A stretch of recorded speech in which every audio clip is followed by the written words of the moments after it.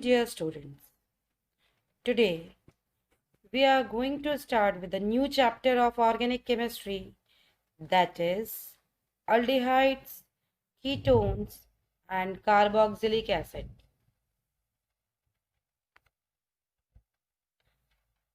You know, almonds, I hope all of you are taking it daily. You know, in almonds, benzaldehyde is the main flavoring component. Aldehydes and ketones are responsible for the odor and taste of many nuts and spices.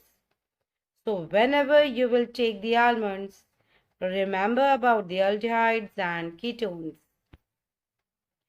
The term aldehydes come from the word alcohol dehydrogenation. Al is from alcohol and dehyd from the dehydrogenation. So altogether it will be aldehyde. It consists of the carbonyl group. You can see the carbonyl group. Carbon bonded with double bond oxygen, hydrogen and alkyl or aryl group. This hydrogen is mandatory in case of aldehyde. All the carbonyl groups have a trigonal planar structure. Means all the three bonds lie on a same plane. This bond. So if it is a case of aldehyde, it will be the hydrogen and here it will be the alkyl or aryl group. So as you know from VSEPR theory, the bond angle between it is 120 degree and it has a trigonal planar structure. The carbon atom of a carbonyl group must form two other bonds in addition to the carbon-oxygen double bond in order to have the four bonds. So, the nature of these two additional bonds determines the type of carbonyl group containing compound. Compounds containing carbonyl groups are generally 4 to 5. First, aldehydes.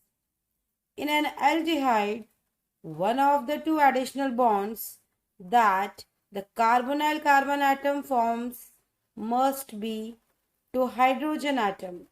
The other may be to a hydrogen atom, an alkyl, cycloalkyl or aromatic system. It means one of the bond other than carbon-oxygen double bond must be hydrogen. So other bond can be hydrogen, means both side hydrogen. Other side alkyl group means one side of the carbonyl group hydrogen, other side of the carbonyl group alkyl group.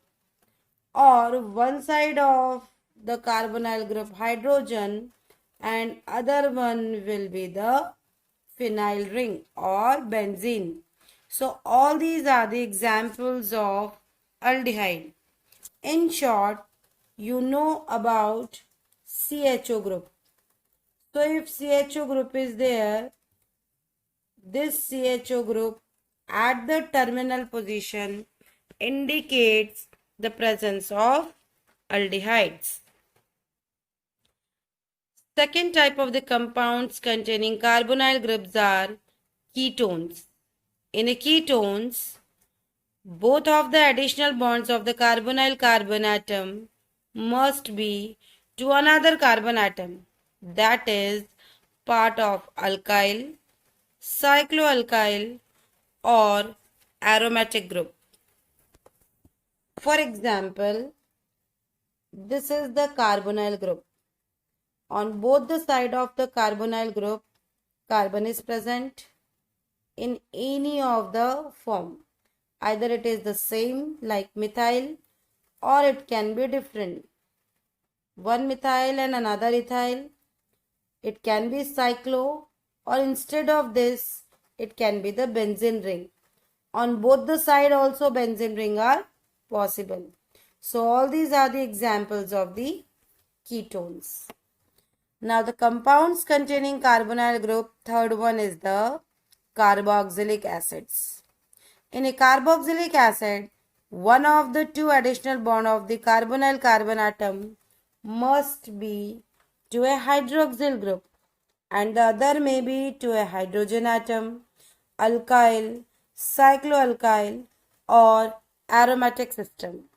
The structural parameters of a carboxylic acid are same as those for an aldehyde, except that the mandatory hydroxyl group replaces the mandatory hydrogen atom. So like in aldehyde, hydrogen must be there. In case of carboxylic acid, OH group should be mandatory.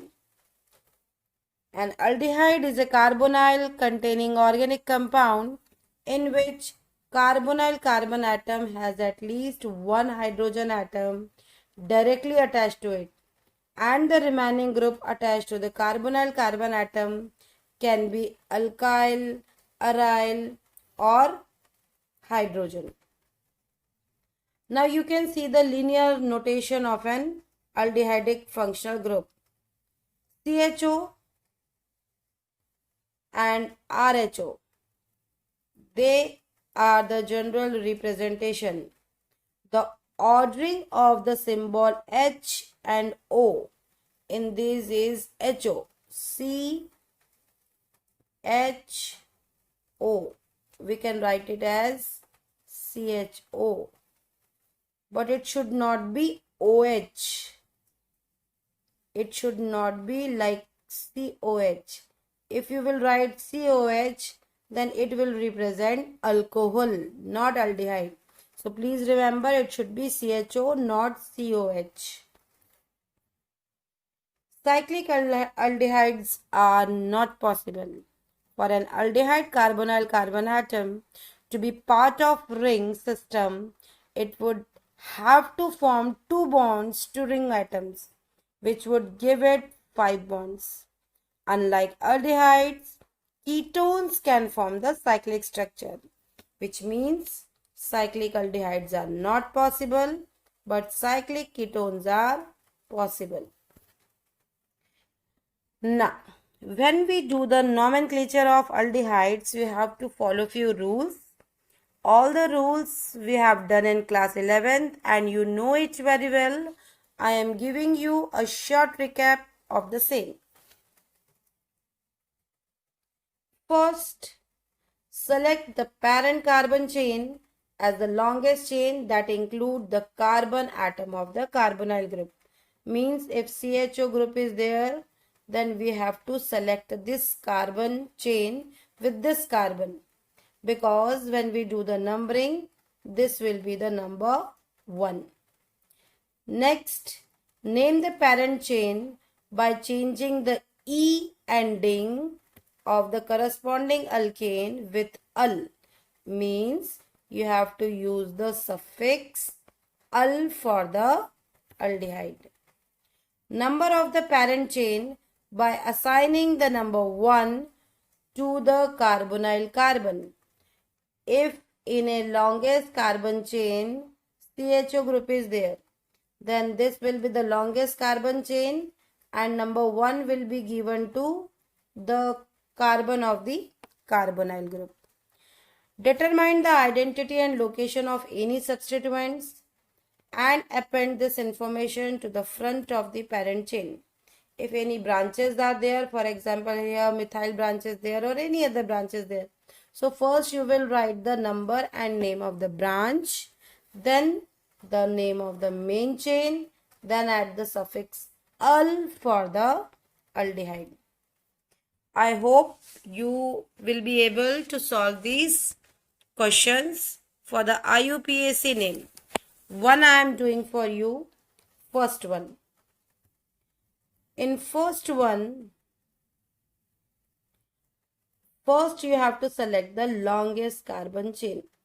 So I have selected the longest carbon chain. Now numbering 1, 2, 3, 4 and 5. Now here no other branches are there, only the main chain is there of 5 carbon. We call 5 carbon pent. And between carbon single bonds are there.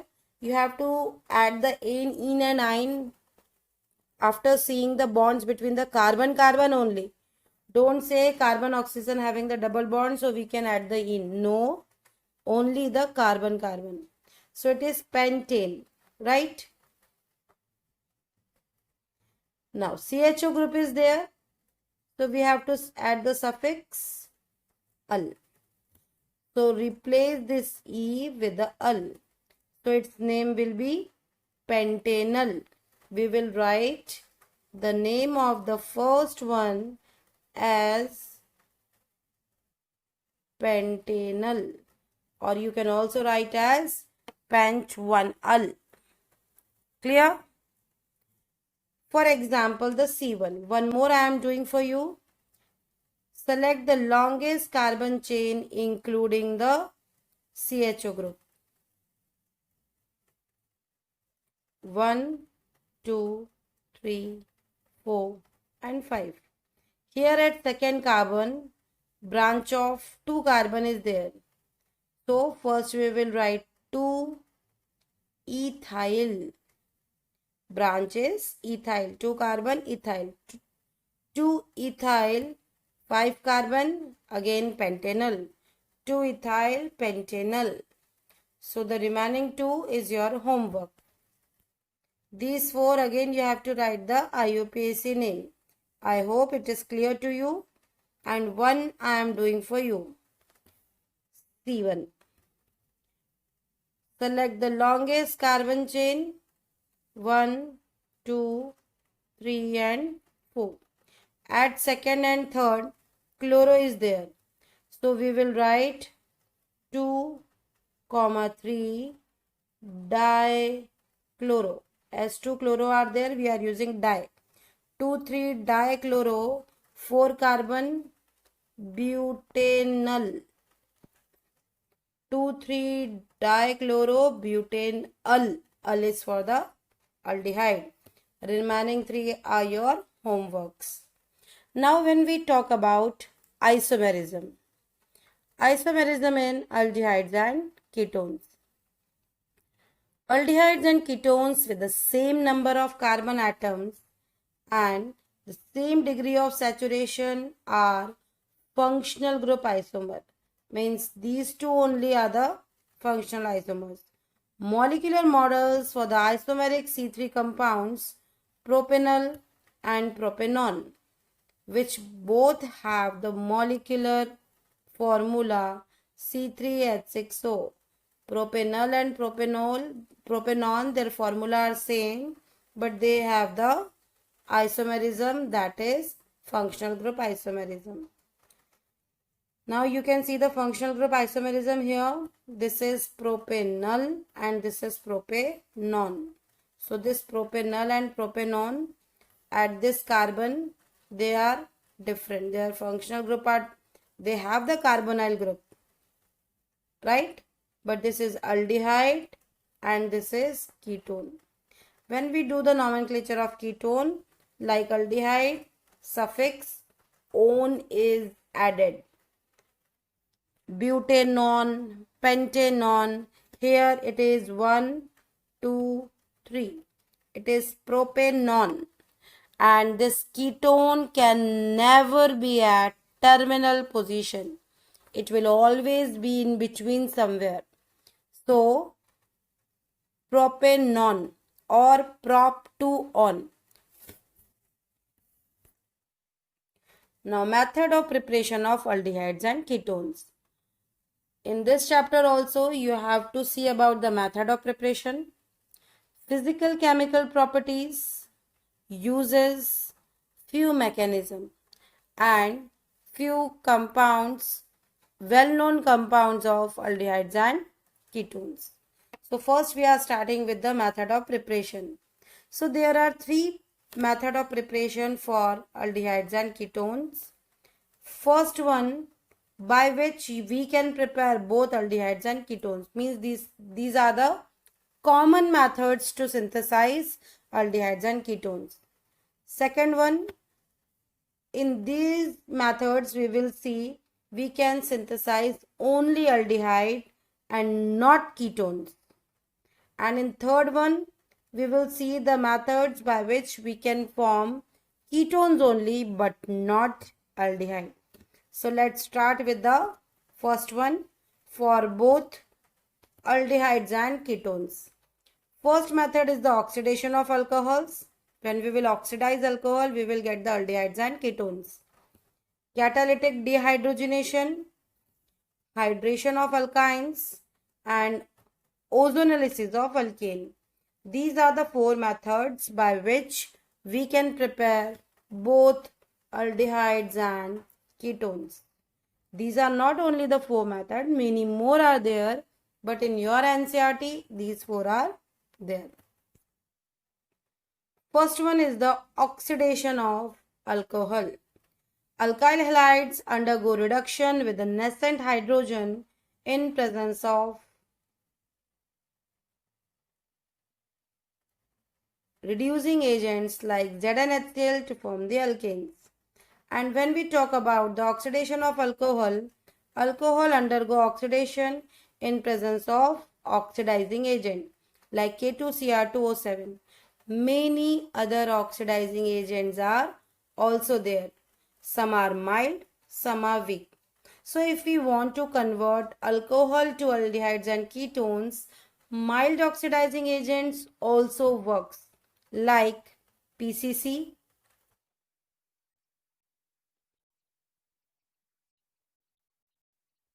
PDC, Jones reagent, etc. Similarly, few strong oxidizing agents are there like K2Cr2O7,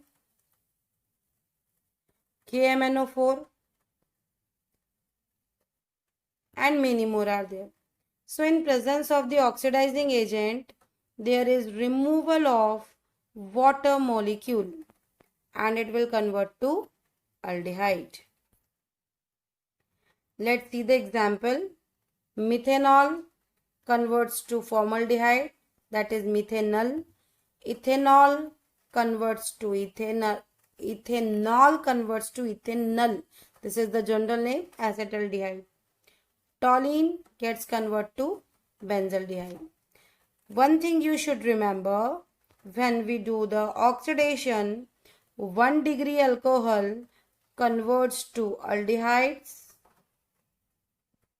and 2 degree alcohol converts to ketones. Right? Now, catalytic dehydrogenation of alcohol. This is similar like the first one, that is oxidation, because this is also one of the reagent by which there is a removal of hydrogen. That's why we are calling it as the dehydrogenation. D means removal, hydrogenation means water, means hydrogen. So there is removal of hydrogen. So you can see ethanol, there is removal of H2 in presence of copper at 300 degree centigrade. So what will happen? There is a breaking of this bond and formation of double bond, which will give rise the aldehydes. Third method is the hydration of alkynes. When we do the hydration of alkynes in presence of Hg2 plus, then it gives an adduct which in acidic medium like H2SO4 give rise aldehydes or ketones. You can see the reaction. Here alkynes are there. If we add water molecule, the initial product of Markovnikov's hydration is enol, which quickly tautomerize to give keto form. So what will happen when this water will be added? It follows Markovnikov rule. Markovnikov states that negative part of the addendum goes to that carbon atom which is having lesser number of hydrogen. So this OH will go to this carbon and the hydrogen to the other carbon. This will give rise a product known as adduct, and on hydrolysis it will give rise the aldehyde or ketone. Next is the ozonolysis of alkenes. This reaction you have seen in class 11th. Ozonolysis, addition of ozone. And addition of ozone is possible only in unsaturated compounds, double bonds and triple bonds. The reaction of alkenes with ozone give rise a compound or an adduct known as ozonide, followed by the hydrolysis of the ozonide to form aldehydes and ketones, widely used to determine the position of carbon-carbon double bond. So you can see here, this is the alkene, carbon-carbon double bond. When oxygen will be added, this bond will break and oxygen will be here added to form the ozonoid. Then when we will do the hydrolysis in presence of zinc, this bond will break here and here. So it will give rise RCOR and RCHO. Here aldehyde, this side ketone, it depends on the group we have taken. Whatever the group you will take, accordingly you will get the product.